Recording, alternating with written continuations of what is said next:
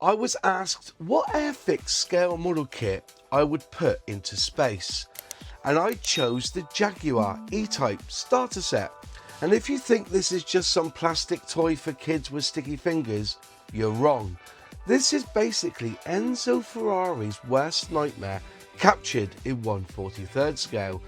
And it's brilliant for reasons that even an alien with a forehead so big that he could light a cigarette in a thunderstorm would appreciate. But what is special about an E-Type Jag? The Jaguar E-Type isn't just the best car Britain ever made, it's the best thing Britain ever made, full stop. 72,000 produced, 50,000 more than the Spitfire, more important than warm beer, and outstandingly sexier than anything that's come out of this damp little island since. Let's picture the scene. 1961. The swinging 60s haven't even swung yet, and Jaguar drops this low, long, slinky missile onto the world. Enzo Ferrari takes one look and calls it the most beautiful car ever made. The man who built Ferraris for a living looked at a British car and basically said, "The English have gone and done it." And if that doesn't make you stand up straighter and adjust your trousers, you're probably a Martian. And the performance, 265 horsepower from that silky straight six, 150 miles per hour, whilst most people were still pootling about in a Morris Minor at 70 thinking that they'd won the lottery. 0 to 60 in under 7 seconds. Disc brakes all round, independent suspension front and rear, rack and pinion steering. For £2,000, 2,000 quid, you could buy something faster than anything Ferrari or Aston were flogging at twice the price. It wasn't just a car, it was daylight robbery in aluminium and leather. Celebrities like Frank Sinatra, Steve McQueen and Charlton Heston all owned one. In fact, the majority were left-hand drive as they were exported to the States. Now yes, it's had its little niggles. The early ones had flat floors that turned your knees into pate.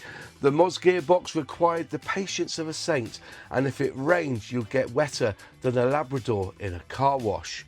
But that's the point. It's British, it's not some soulless perfect Japanese appliance. It's flawed in the most glorious characterful way, like a beautiful woman who occasionally sets fire to your trousers. You forgive it because when you fire it up and that exhaust starts barking and you floor it down an empty B road with the roof down, you feel like a god in tweed. It's the noise, the smell of hot oil and castrol, the way the long bonnet stretches out in front of you like it's trying to seduce the horizon. It is the greatest car of the 20th century, and if we're being honest, nothing since has come close to touching it for sheer unadulterated joy.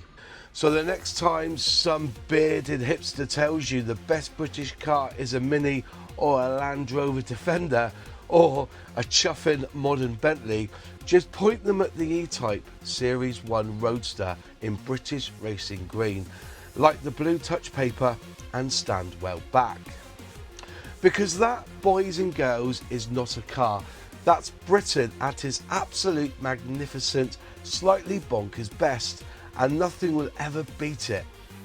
And the fact it's called a Jag.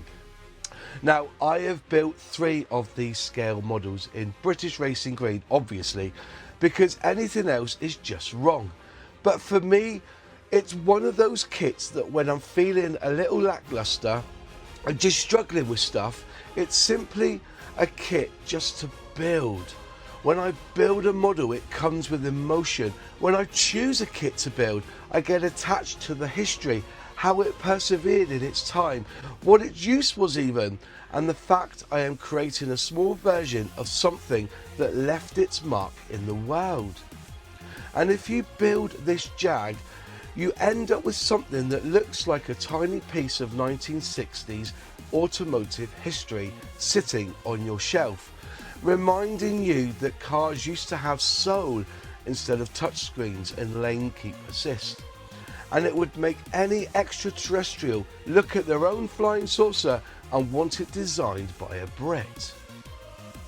And if that isn't something to film a little video about, then why are we bothered about getting back to the moon and beyond?